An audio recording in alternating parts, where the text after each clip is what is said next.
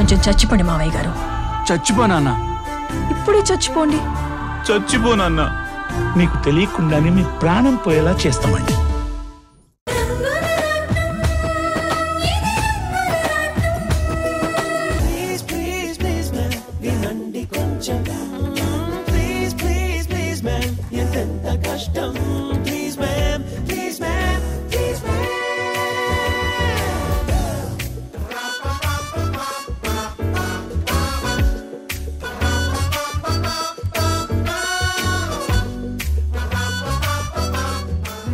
పరుగులు తీసే నా హృదయం తొలిసారిగా ఆగింది నీ పాదాల దగ్గరే.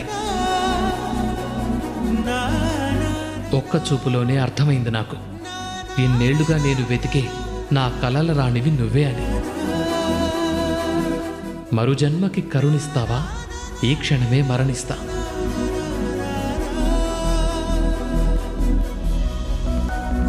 ఆ కవిత నిజంగా ఎంత బాగుంది, ఎంత పొయిటికల్ గా అనిపించింది.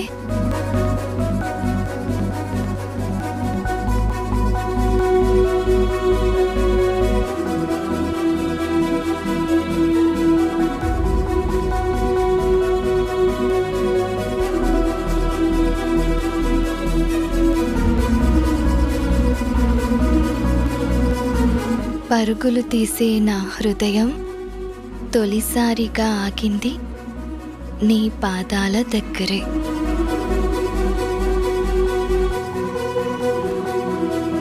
చిరునవ్వుల వరమిస్తావా?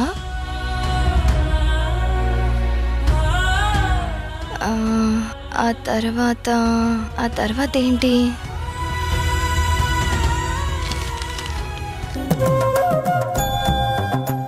అబ్బా, ఎంత ట్రై చేసినా గుర్తు రావడం లేదే. మొద్దు బుర్ర నాది. ఎంతో ఫీలింగ్తో అతను చెప్తూ ఉంటే అలా పరవశంతో వింటూ ఉండిపోవాలనిపించింది. అతను మళ్ళీ కనిపిస్తే ఆ తర్వాత ఏంటో తప్పకుండా అడగాలి. కానీ అలా అసలు మళ్ళీ కలుస్తాడా?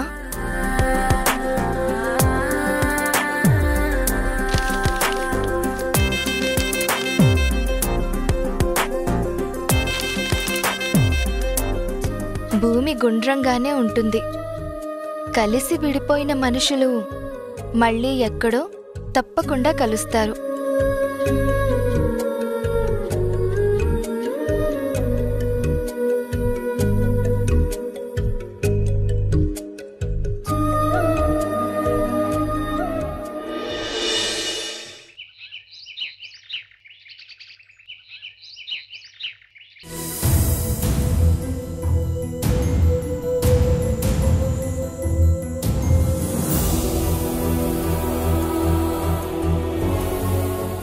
అమరాని, ఆ కుర్రోడెవరో గాని సమయానికి దేవుళ్ళ వచ్చి నీ తాలిని నీకు దక్కేలా చేశాడు. అవును తాతయ్య,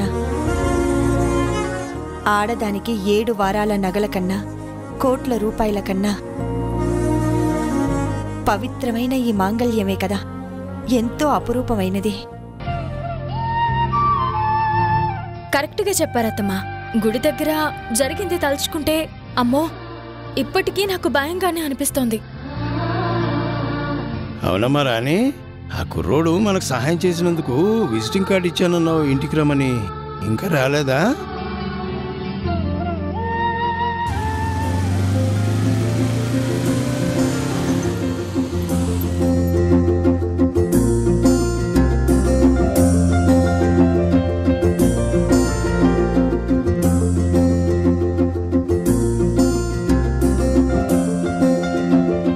అదిగో తలుచుకోగానే వచ్చేశాడు ఆపద్బాంధవుడు.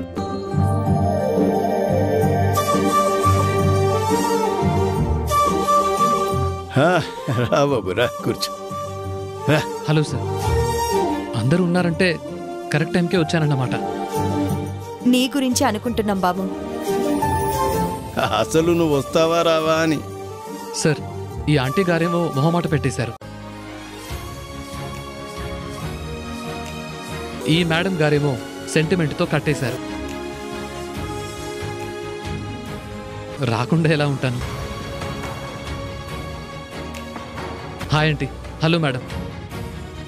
చూడు మిస్టర్. చందు, చందన్ కుమార్ నా పేరు. లుక్ మిస్టర్ చందు, మా అమ్మని మేడం అన్నావు ఓకే, కానీ తనని మాత్రం ఆంటీ అనుకో. She's my wife. కొంచెం వరస మార్చి పిలు, లేకపోతే ఎంబారసింగ్గా ఉంటుంది. Okay uncle.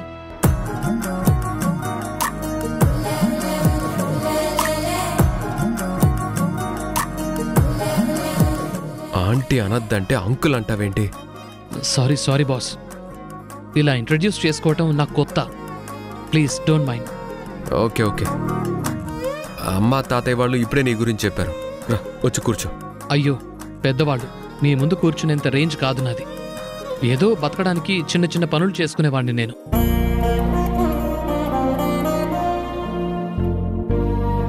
విన్నారా అండి? ఆ మాట మన్నన చూశాకే మావయ్య గారు అత్తమ్మ అతన్ని ఇంటికి రమ్మన్నారు. ఓ, అర్థమైంది సీత. అతను కూడా ఒక కాఫీ తీసుకురా. వద్దు బాస్, నాకు కాఫీ అలవాట్లేదు. మరి ఇంకేమైనా అలవాట్లున్నాయా? అయ్యయ్యో, ఎంత మాట సార్. మీరు అనుకునే అలవాట్లు నాకేవీ లేవు. Good, very good. Mister Chandu, ఎంత దాకా చదువుకున్నావు? నేను డిగ్రీలో gold మెడలిస్ట్ని sir.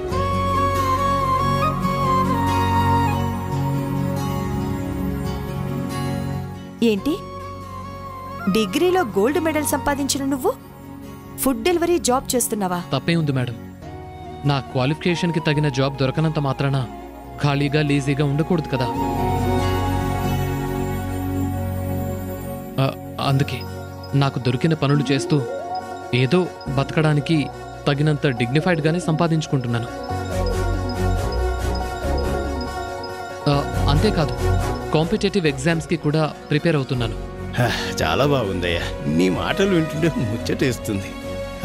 Dignity of labour అంటే మా ఇంట్లో మేము అందరం నమ్ముతాం. రాము, ఆ అబ్బాయి తిరిగి తెచ్చింది నా మంగళసూత్రాన్ని మాత్రమే కాదు, ఇది నా సౌభాగ్యం అనే ఫీలింగ్ని కూడా. అందుకే ఎలాగైనా నువ్వు మన ఆఫీస్లో అతనికి తగిన ఏదైనా జాబ్ నువ్వు ఇవ్వాల్సిందే. అలాగేనమ్మా. జాబ్ ఇవ్వాలంటే నీ గురించి తెలియాలి కదా. బాస్, అర్థమైంది. నాకంటూ ఎవరూ లేరు. నేనొక అనాథని.